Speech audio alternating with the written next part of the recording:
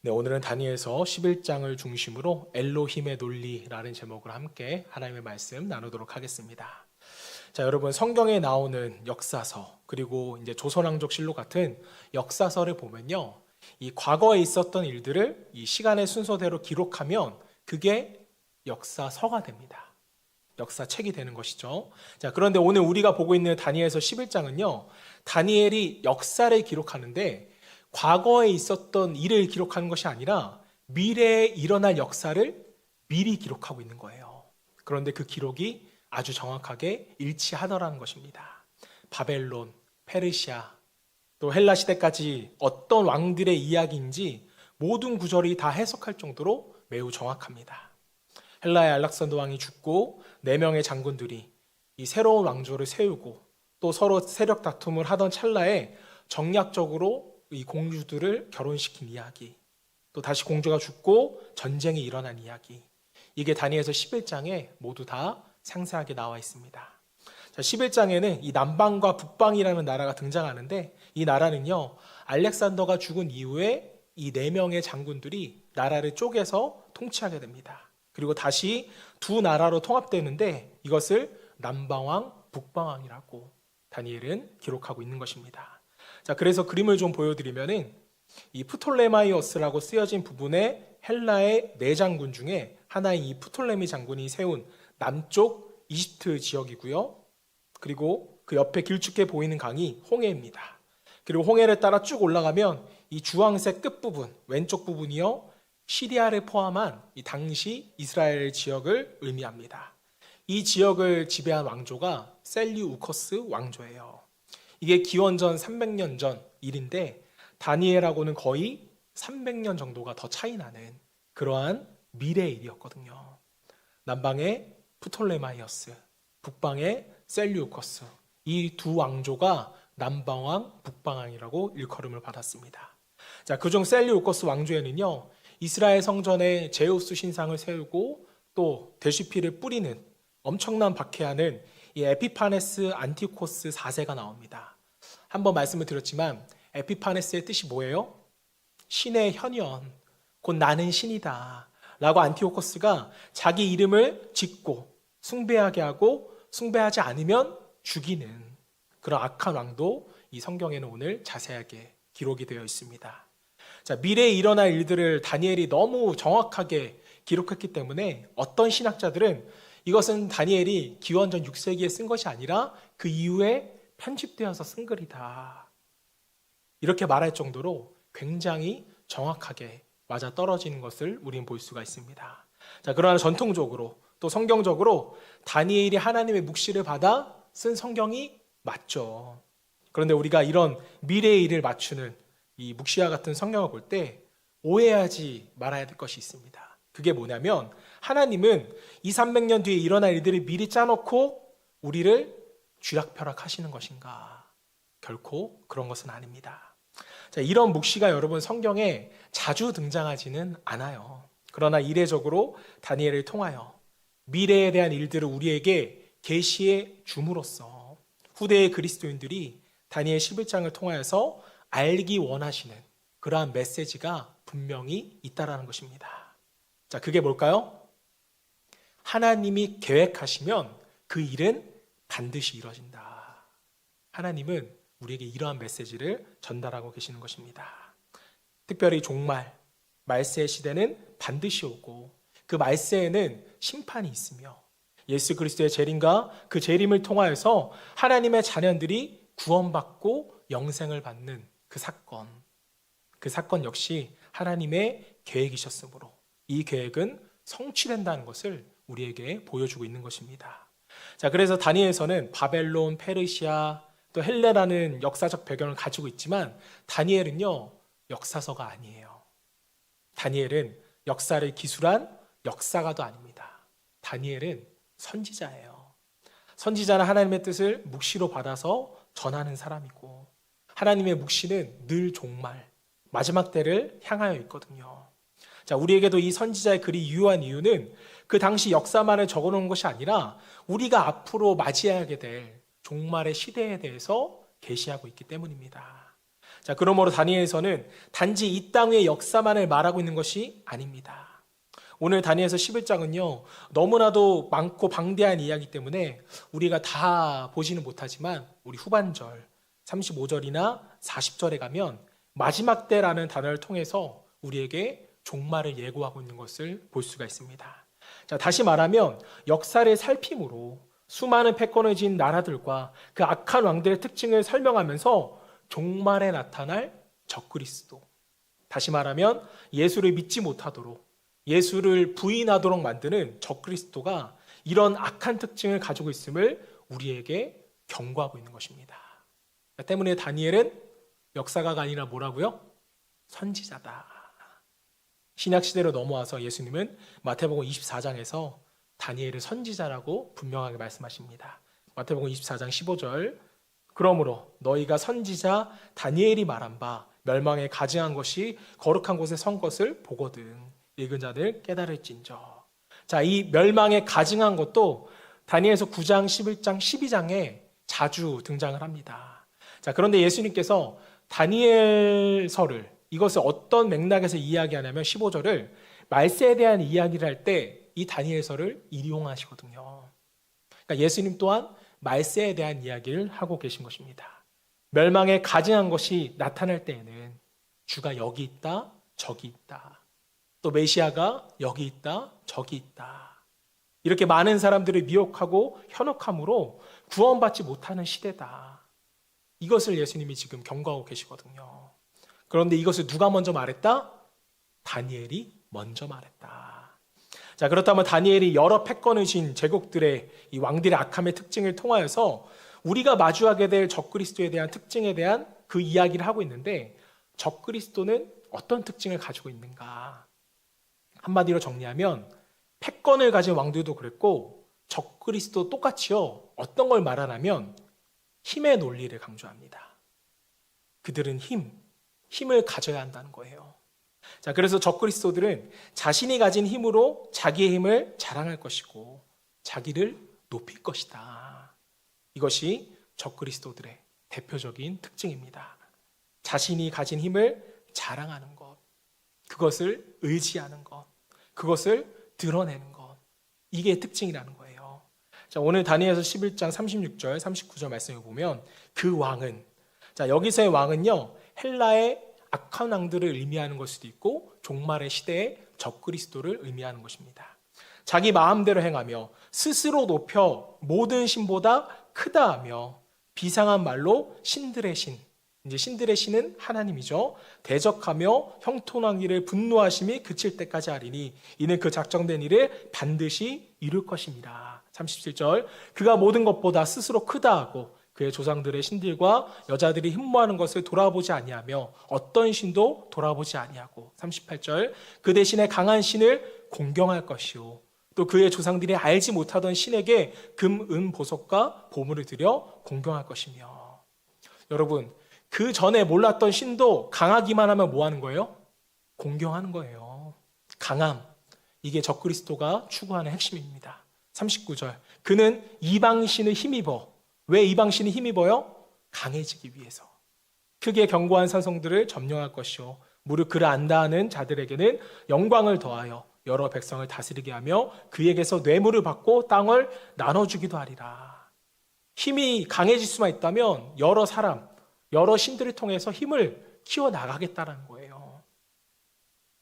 지금 이스라엘의 역사적 상황을 보면 아수르, 또 바벨론, 페르시아, 헬라, 이 로마 강대국까지 지금 고래 싸움에 새우등이 늘 터지는 것처럼 이스라엘의 역사적 상황이 이러한 것입니다. 자, 그렇다면 종말에 살아가는 우리는 어때요? 이 시대도 여러분 수많은 고래들이 있습니다. 힘의 논리만을 추구하는 그러한 고래들. 그리고 우리는 그 문화 속에서 나도 모르게 동화되면서 살아가고 있죠. 다시 말하면 나도 힘을 가져야 돼. 나도 더 많은 것을 가져야 돼. 돈도 권력도 인맥도 많아야지만 살아남을 수 있어. 우리는 더 많고 더 높고 더 커져야 한다는 그런 생각에 빠져 있습니다. 이게 여러분 세상의 풍조거든요. 자, 여러분 우리가 이런 맥락으로 다니엘서 11장을 보면 이런 생각을 좀 할 수 있을 것 같아요. 그래? 그렇게 강력한 나라의 왕들이 세워지고 힘이 강하다고? 막 확장해 간다고? 그런데 하나님이야말로 전능하신 분이잖아. 가장 강대한 힘을 가신 분 아니야? 더 강력한 힘으로 이것을 짓밟아 버리면 되는 거 아니야? 하나님이 직접 짓밟아 버리시던가, 아니면 나를 강하게 해주셔서, 나에게 돈을 주셔서, 나에게 권력을 주셔서, 나에게 좀 인맥을 주셔서 그런 나쁜 놈들 내가 다 짓밟아 버리면 되는 거 아니야? 우리는 이렇게 생각을 해요, 안 해요? 하잖아요. 그런데 다니엘서를 아무리 봐도 악한 왕에 대한 이야기는 자세히 기술되어 있는데요, 결국 이길 거라는 건 아주 짧게 기록되어 있습니다. 그러나 결국 이길 것이다. 여러분, 어떻게요? 하나님은 어떻게 이기실 건데요? 그 과정은 나와 있지 않습니다. 결국 이길 거라는 거 짧게 나와 있는데 힌트가 하나 나와요. 근데 다니엘서 10장부터 12장까지는 제가 한 세트라고 말씀을 드렸죠. 11장 역시 결론은 12장에 나와 있거든요. 12장 1절 말씀 보겠습니다. 그때에, 이제 수많은 악한 왕들이 나타난 그때에 내 민족을 호위하는 큰 군주 미가엘이. 자, 미가엘 뜻은 하나님 같은 분은 없다. 예수님을 재림에 의미할 때 미가엘이 많이 나타난다고 설명을 드렸습니다. 자, 미가엘이 일어날 것이요 또 환란이 있으리니 이는 개국 이래로 그때까지 없던 환란일 것이며 그때에 내 백성 중 책에 기록된 모든 자가 구원을 받을 것이라. 마지막, 내 백성 중 책에 기록된 모든 자가 구원을 받을 것이라. 여러분, 누가 구원을 받아요? 강력한 힘을 가진 왕들이요? 적그리스도보다 강한 이들이 구원을 받습니까? 아니에요. 책에 기록된 자들이 구원을 받습니다. 이게 여러분 핵심이에요, 핵심. 요한계시록을 보면요, 어린 양의 생명의 책이라는 단어가 이제 많이 나옵니다. 이제 구원받은 자들의 명단이라고도 하고 또 하나님의 자녀된 자들의 이름이라고도 하죠. 자, 여러분은 어린 양의 생명의 책에 여러분의 이름이 기록되어 있다고 믿으세요? 아멘 하셔야죠, 빨리. 그 책에 여러분의 이름이 기록됐다고 믿으세요? 자, 왜 기록이 되셨나요? 여러분이 강하셔서요? 여러분이 돈이 많으셔서 생명책에 기록됐나요? 권력이 있으셔서 기록이 되셨습니까? 자격이 있으세요? 공로가 있으세요? 우리는 없거든요. 우린 복음을 믿는 사람들일 뿐입니다. 우린 쥐뿔도 가진 것도 아무것도 없지만 그저 믿음으로 구원을 받은 것이에요. 우리 은혜로 구원을 받았어요. 이게 하나님의 논리, 엘로힘의 논리인 것입니다. 여러분, 엘로힘의 뜻이 뭔가요? 유일하시고 참된 하나님. 이게 엘로힘의 뜻이거든요. 엘로힘은 세상의 논리, 세상의 그러한 힘과는 다른 그러한 논리인 것입니다. 자, 사랑하는 여러분, 복음이 우리에게 기쁜 소식이 되는 이유가 여기 있습니다. 유일하고 참된 하나님의 논리, 법칙, 은혜에 의하여서 우리가 믿음으로 구원받는다. 이게 여러분 하나님의 논리라는 것을 기억하시기를 바랍니다. 자, 요한계시록 17장 12절 14절 말씀 볼게요. 다니엘의 환상하고 요한계시록의 내용이 똑같습니다. 내가 보던 열 왕이니, 다니엘서에 나온 내용이죠.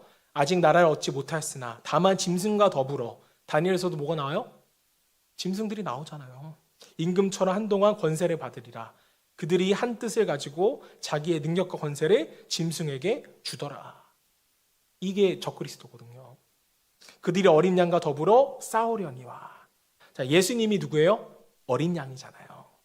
그런데 다른 말로 표현하면 또 예수님을 유다의 사자라고 표현한 성경의 구절도 있습니다. 자, 그럼 여러분 생각해 보세요. 짐승과 싸울 때는 예수님이 뭐가 되는 게 맞아요? 어린 양이 유리해요? 사자가 유리해요? 사자가 유리하잖아요. 어린 양이 여러분 어떻게 짐승하고 싸워요?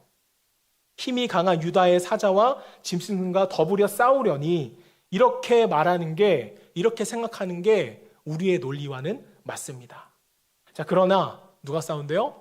어린 양이 싸운대요. 열뿔을 가진 짐승과 어린 양이 싸운다? 세상의 논리로는 누가 이기는 게 맞아요? 10뿔이 가진 짐승이 이겨야죠. 왜냐하면 세상의 논리로는 힘의 논리니까요. 왜 하필 그런데 우리는 예수님이 어린 양이냐고요. 한없이 약한 그 어린 양. 자, 그런데 우리가 말씀을 더 읽어볼게요. 어린 양은 만주의 주시오 만왕의 왕이심으로 그들을 이기실 터이요. 누가 이긴대요? 어린 양이 이긴대요. 여러분, 이게 하나님의 나라입니다. 우리 눈으로는 그게 이해가 안 돼요. 우리는 어린 양이 안 되려고 신앙생활을 하시는 분들이 많죠. 우리는 사자가 되려고, 독수리가 되려고 열심히 신앙생활을 합니다. 자, 그래서 우리는 복음이 마음에 안 들 때가 많습니다. 밑에 또 볼게요. 또 그와 함께 있는 자들. 이게 우리인데 우리가 어떻게 어린 양과 함께 생명책에 있을 수가 있는가? 곧 부르심을 받고 택하심을 받은.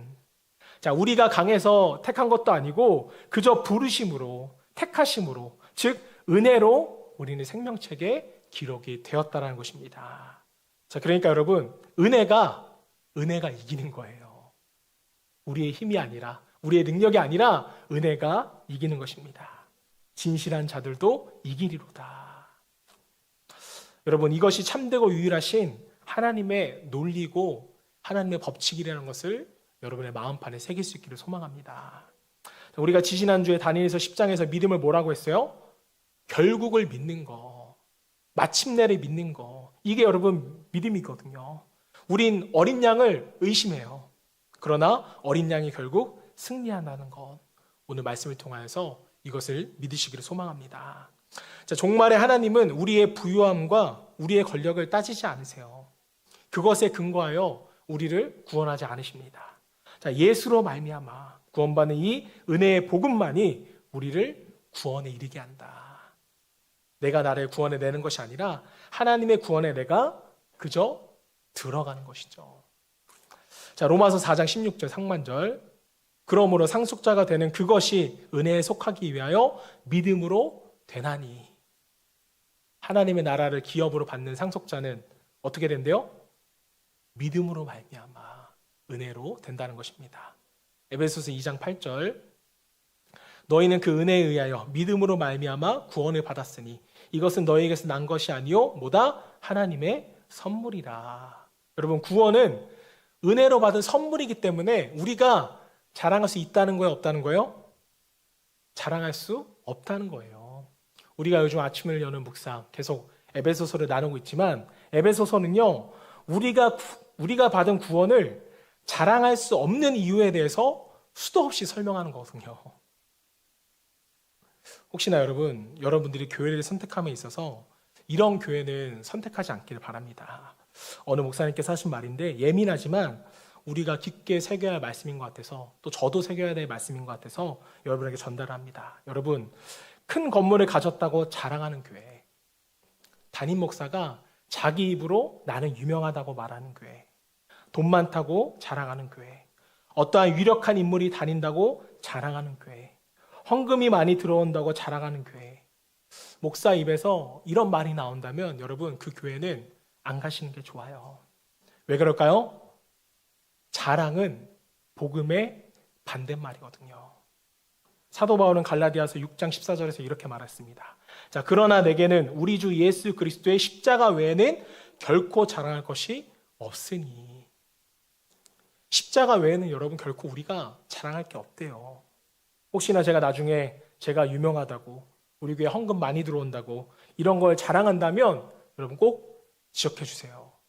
여러분이 지적해 주셔야 됩니다. 제가 뭐 하고 있다는 거예요? 병들어가고 있다는 거예요. 적그리스도의 특징은 여러분 늘 자기 힘을 과시하거든요. 자기가 사자라고 으르렁대거든요.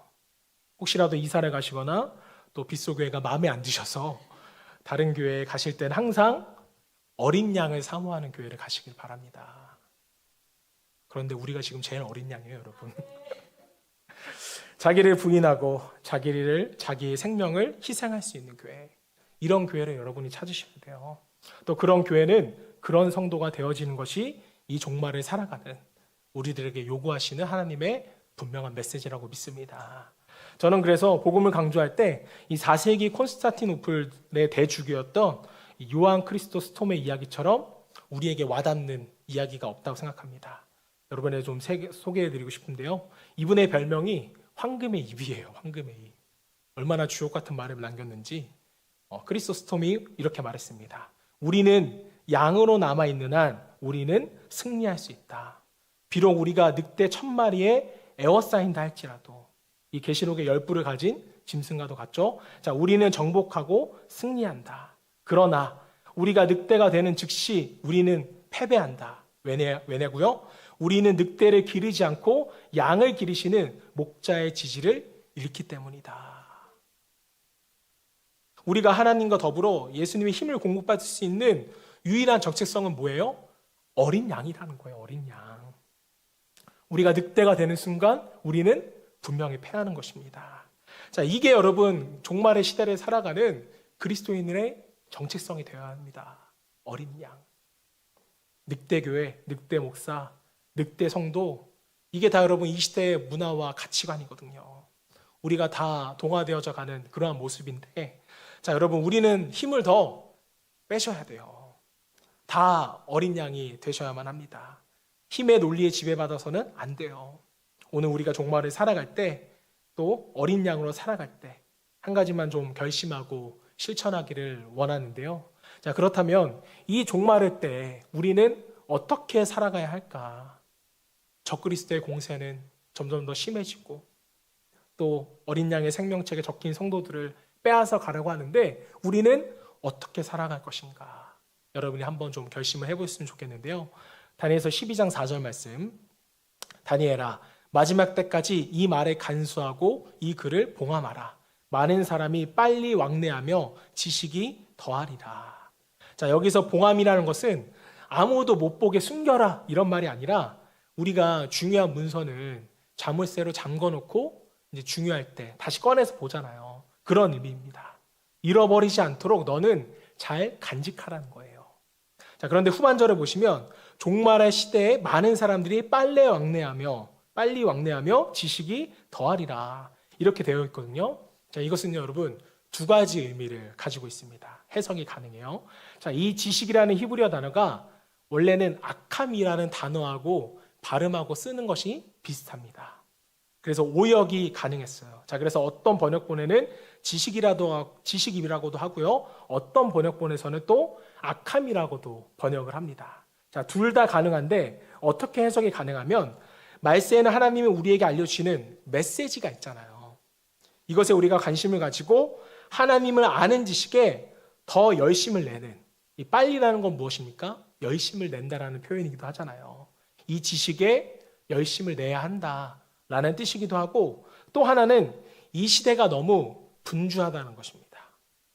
종말의 시대는 너무 빨리빨리 살아가느나 악한 시대임을 여러분들이 기억하라는 의미도 가지고 있어요. 자, 그러니까 악한 삶을 살아가는데 분주한 시대다. 이렇게도 해석이 가능합니다. 자, 그럼 우리는 이것을 어떻게 정리할 수 있을까요? 우리는 바쁘게 살아야 하는데 또 열심히 살아야 하는데 무엇을 추구하지 말고 악함을 추구하지 말고 무엇을 추구하라? 하나님을 아는 지식을 너희가 추구하라.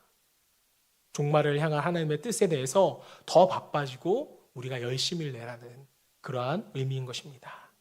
자, 말세는 우리가 하나님에 대한 지식과 열심으로 우리가 나아가지 않으면 우리는 여러분 세상의 힘의 논리, 세상의 가치관에 너무나도 동화되기가 쉬워요.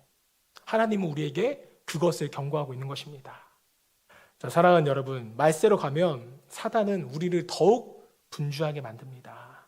자, 그래서 이 분주함을 통해서 우리에게 무엇을 주냐면 우리 삶의 궁극적인 질문들을 빼앗아가 버려요. 이 궁극적인 질문이 뭘까? 우리가 살아가면서 우리에게 하는 가장 중요한 질문들이거든요. 왜 살아야 하지? 우리가 의미 있는 삶을 어떻게 살아내야지? 내가 이러한 행동을 함에 있어서 하나님을 기쁘시게 하는 것일까? 이러한 질문들 있잖아요. 여러분들은 이런 질문을 나 스스로에게 하고 계시나요? 못하실 때가 더 많으실 겁니다. 일하시느라, 가정을 돌보시느라 분주하기 때문에 우리가 정말로 가져야 하는 질문들을 생각하지 못하고 살아갑니다. 여러분, 이것을 다르게 말하면 우리가 질문을 찾기 위하여서 하나님께로 나아가는 시간이 사라졌다는 거예요. 왜요? 이 질문은 하나님만이 답하실 수 있거든요. 한 주간을 돌아보세요. 우리는 무엇을 위하여 그렇게 열심히 또 분주하게 살았는가? 그것이 우리에게 어떤 의미가 있는가? 여러분 기억하세요. 정말 이 말세의 때는요, 하나님을 아는 짓이, 하나님에 대한 열심이 우리에게 반드시 필요한 시대입니다. 자꾸 여러분들이 하나님께 나아가셔야 돼요. 시간을 내셔서 드리셔야 합니다. 다른 열심이 있다면 좀 멈추셔야 하고요. 시간을 내서 하나님께 집중할 수 있는 그러한 시간이 필요합니다. 여러분, 묵시라는 것은 절망하는 사람들에게 나타나서 포기하고 싶은 사람들에게 주시는 하나님의 소망이거든요. 이스라엘이 그랬고 우리가 그렇습니다. 자, 이 땅을 우리가 발 딛고 살아가는 동안 우리는 늘 문제를 만날 수밖에 없어요. 그때 바로 묵시가 필요한 것입니다. 묵시가 뭔가요? 하나님께서 나타나 주시는 것. 이게 여러분 묵시거든요. 하나님이 보여주시는 길을 보는 것이고 하나님이 들려주시고자 하는 것을 우리가 듣는 것입니다. 그런데 우리는 너무 바쁘다는 것이죠. 묵시를 보고 묵시를 들을 시간이 부족합니다. 자, 오늘 다니엘을 통해서 다니엘아, 이스라엘이 이렇게 절망하고 포기하고 싶은 시간 속에 있지만 너희는 결국 승리할 것이다. 이것을 하나님께서 알려주시고 다니엘이 이거 듣고 위로받잖아요. 소망을 갖는 것이죠. 잠언 29장 18절 말씀, 너무나도 유명한 말씀이죠. 묵시가 없으면, 다시 말하면 하나님 앞에 나와 그분의 뜻을 듣는 일이 없어지면, 또 여러분이 분주해지면, 바빠지면 어떻게 된대요? 백성이 방자해지거니와. 이제 방자하다는 것을 원어를 보시면 짐승이 날뛴다는 거예요. 짐승은 문제가 생기면 어떻게 해요? 날뛰잖아요. 본능적으로 방향을 설정해서 뛰는데 그것이 낭떠러진지도 모르고 그냥 뛰는 것입니다. 왜 그렇습니까? 묵시가 없기 때문에. 그러나 율법을 지키는 자는 복이 있도다. 여기서 복은요, 히브리어로 에세르입니다. 행복, 기쁨이라는 뜻이죠. 자, 그러니까 이렇게 기뻐 뛰는 것과 정신없이 뛰는 것은 다르다는 거예요. 여러분의 하루를 좀 뒤돌아보세요. 기뻐 뛸 때가 많으세요? 정신없이 뛸 때가 많으세요? 우리는 정신없이 뛸 때가 많다는 것이죠. 왜 우리는 정신없이 살아갈까? 오늘 잠언 지혜의 말씀을 보면 뭐가 없으니까? 묵시가 없으니까. 잠시 멈춰서 우리가 하나님과 대화할 시간이 없기 때문에 우리는 묵시를 받지 못합니다. 기도할 시간이 없고 말씀 볼 시간이 없고, 그러니까 기쁨도 없고 행복도 없다라는 것이죠. 여러분, 종말에는 뭐가 일어나요? 배교가 일어납니다. 성경에도 나오죠. 신앙을 떠난다는 이야기예요. 자, 그런데 배교라는 것이 나 오늘부터 예수 안 믿어, 이렇게 여러분 교회를 떠나가는 사람은, 신앙을 떠나는 사람은 거의 없어요. 내가 떠나는 줄도 모르고 떠나가는 것입니다. 어쩌면 우리 모두가 그런 위험에 노출되는지도 모르겠습니다. 자, 신약성경 히브리서를 보면 이 유대교인들이 기독교로 개종을 했다가 너무 힘들어서 다시 유대교로 돌아가거든요. 이때 히브리서 기자가 히브리서를 쓴 것입니다. 유대인들의 배교를 막기 위해서. 자, 오늘날 종말의 시대에 살아가는 우리에게도 때문에 너무나도 중요한 말씀이라고 생각합니다.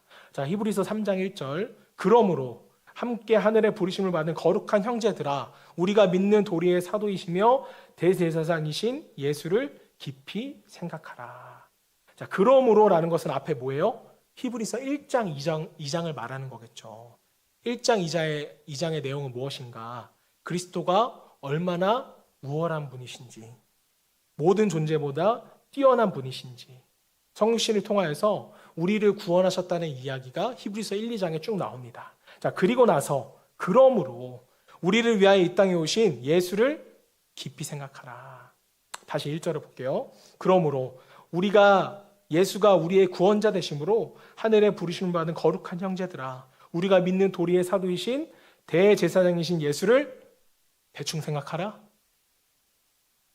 일주일에 한 번만 생각하라? 아니죠. 매일매일 깊이 생각하라입니다. 여러분, 깊이 생각한다는 건 뭐예요? 생각하고 또 생각하는 게 깊이 생각하는 것이죠. 여러분, 종말의 시대에 왜 배교가 일어날까요? 히브리서 3장 1절 말씀을 비추어 보면 깊이 신앙생활을 하지 않고 피상적으로 껍데기식으로 이 신앙생활을 하면 나도 모르게 배교를 한다라는 거예요. 다시 말하면 예수가 누구이시는 데 대한 깊은 이해가 없으면 배교를 한다. 하나님에 대한 지식에 대한 무지함으로 배교가 일어난다라는 것입니다. 자, 사단이 우리의 생각에 엉뚱한 것을 심어놓고 예수를 생각하지 못하도록 하고 내가 어떻게 구원받았는지를 망각하게 하는 이 망각의 늪에서 저와 여러분 모두가 빠져나올 수 있는 그러한 은혜가 있기를 소망합니다. 여러분, 예수를 깊이 생각하는 것, 이게 뭔가요? 묵상이잖아요. 제가 매일매일 하라고 제발 하라고 권면을 드리는 것인데, 자, 묵상을 할 때 어떻게 우리가 묵상을 해야 되나 한 가지만 알려드리고 마치도록 하겠습니다. 자, 여러분이 묵상하실 때는 에하드를 하셔야 돼요. 에하드. 자, 에하드는 히브리어인데 하나, 연합, 숫자 1을 나타낼 때 사용되는 단어인데 하나라는 숫자와는 좀 다릅니다. 여러 가지가 연합되고 일치한다라는 의미를 가지고 있어요. 자, 그래서 에하드, 하나님의 생각과 나의 생각이 연합하고 일치하여 하나가 되는 것. 자, 우리가 묵상을 하면 생각할 때 하나님의 생각과 나의 생각이 일치되는 것을 여러분이 경험하셔야 될 텐데 그게 바로 에하드라는 거예요. 이 말세의 시대에 우리가 추구해야 되는 아주 귀한 영성입니다. 자, 에하드의 영성. 이제 그림 하나를 보여드릴게요. 이게 에하드입니다. 자, 하나님의 뜻이 우리의 생각과 마음에 그대로 반영되는 거예요. 그때 비로소 우리가 어떤 존재이고 왜 살아가야 하고 우리의 목적을 알게 되고 또 마침내 우리가 승리한다는 사실을 깨닫고 우리의 마음이 호수처럼 평안해지는 것. 여러분, 호수가 잔잔하면 잔잔할수록 뭘 더 선명하게 비춰요? 하늘의 모습을 더 선명하게 비치잖아요. 하나님과 내가 일치되어지는 것. 이게 여러분 바로 에하드입니다. 자, 하지만 사단은 늘 우리의 마음의 호수를 어떻게 해요? 흔들어 버리잖아요. 우리가 묵상하지 못하도록, 우리가 시간을 내지 못하도록 사단은 우리를 방해합니다. 자, 흔들려서 하나님의 뜻이 반영되지 못하면 뭐가 일어나요? 배교가 일어나거든요. 신앙에서 떠나는 일들이 발생하는 것이죠. 사랑하는 여러분, 하나님은 묵상을 통해서 여러분에게 보여주시기를 원해요. 들려주시기를 원합니다. 우리는 이 종말의 시대, 혼란스러운 시대 가운데 호수를 잔잔케 하는 그러한 시간이 우리에게 분명 필요합니다. 사단이 침범하지 못하는 시간. 이게 기도고 이게 말씀이고 여러분 이게 묵상이거든요. 종말로 가면 갈수록 더 깊어진 영성을 요구받는 시대가 분명히 올 것입니다. 자, 때문에 우리는 이 에하드를 유지할 수 있는 영성이 우리에게 너무나도 중요합니다. 자, 결론을 말씀드리면서 제가 얼마 전에 갈매교회 가서 연극으로 보았던 이 맥스 루케이도 목사님, 굉장히 유명하신 분이에요. 정말 많은 책도 쓰셨는데 이분이 동화도 쓰셨어요. 동화의 제목이 너는 특별하단다라는 것인데 이 나무 인형 마을에 사는 펀치넬로라는 못생긴 나무 인형이 있었습니다. 자, 이 마을은요, 잘생기고 예쁘고 잘난 나무 인형에게는 별을 붙여주지만 펀치넬로처럼 못생기고 별볼일 없으면 검정 동그라미를 붙여줍니다. 이게 사실 화면 보여주면 이렇게 검정 것을 붙여줘요. 잘난 애들한테는 별점을 붙여줍니다. 자, 펀치넬로는요, 못생겼기 때문에 벌점이 가득해요. 그리고 또 이 마을이 얼마나 극악무도한지 그렇게 벌점이 많이 붙어있는 나무 인형은요, 태워버리는 일도 생깁니다. 화형에 처하는 것이죠. 쓸모없기 때문입니다. 자, 그런데 어느 날 펀치넬로가 이 루시아라는 나무 인형을 만나는데 이 나무 인형은요, 벌점도 또 별점도 하나도 없는 거예요. 그래서 펀치넬로가 묻습니다. 너는 왜 별점도 벌점도 없니? 루시아가 대답을 합니다. 나는 날마다 목수장이 엘리를 만나러 가. 너도 그 목수를 만났으면 좋겠어. 펀치넬로는 엘리라는 이 목수쟁이를 만나고 싶은데 벌점이 너무 많이 붙어 있어서 부끄러움에 쉽게 용기를 내지 못합니다. 자, 그러다 그 문 앞까지 가서는요, 그때 엘리가 펀치넬로를 발견하고 들어오라고 해요. 너는 왜 왔니? 저는 못생겨서 벌점이 많아요. 쓸모가 없고 아무것도 아닌 존재인 것 같아요. 이때 엘리가 펀치넬로에게 말합니다. 펀치넬로야, 내가 너를 만들었어. 누가 감히 너를 쓸데없다고 해? 누가 너를 못생겼다고 해? 벌점을 붙이고 누가 감히 나무 인형의 생명을 뺏도록 태워버릴 수 있느냐? 아무도 그럴 수가 없다. 자, 그러나 수많은 나무 인형들은 왜 벌점을 받고 있고 왜 불태움을 당하고 있을까? 왜 괴로워하며 여러분 그 마을에 살고 있는 것일까요? 자기가 특별하다는 걸 몰라요. 왜 모를까요? 엘리를 찾아가지 않았기 때문이죠. 엘리가 펀치넬로에게 말합니다. 내가 너를 특별하게 만들었어. 이렇게 말하는 순간, 그걸 듣는 순간 펀치넬로에게 있던 벌점 하나가 떨어져 나갑니다. 펀치넬로의 괴로움이 하나 떨어져 나가는 것이죠. 여러분, 펀치넬로가 다른 벌점을 또 떼려면 어떻게 해야 될까요? 매일매일 엘리에게 찾아가는 것이죠. 교회 안에도 그렇고 우리 신앙생활하는 그리스도인 가운데도 열등감에 사로잡히신 분들이 많은데, 자, 열등감의 반대말은 우월감인데 사실 여러분 같아요. 별점을 붙이려고 애쓰고 수고하는 것하고 또 벌점을 떼려고 수고하고 애쓰는 것, 둘 다 괴롭다는 것입니다. 남들보다 별점이 많다고 해서 즐거워하고 남들보다 별점이 없다고 좋아하는 것, 이것은 여러분 하나님 나라의 법칙이 아니거든요. 여러분, 우리 모두는 엘리에게 가서 너는 특별한 존재야 라는 것을 들어야 하는 존재예요. 다른 사람한테 듣고 인정받을 게 아닙니다. 다른 사람한테 인정받으려고 해도 또 인정받아도 더 자유롭지 못해요.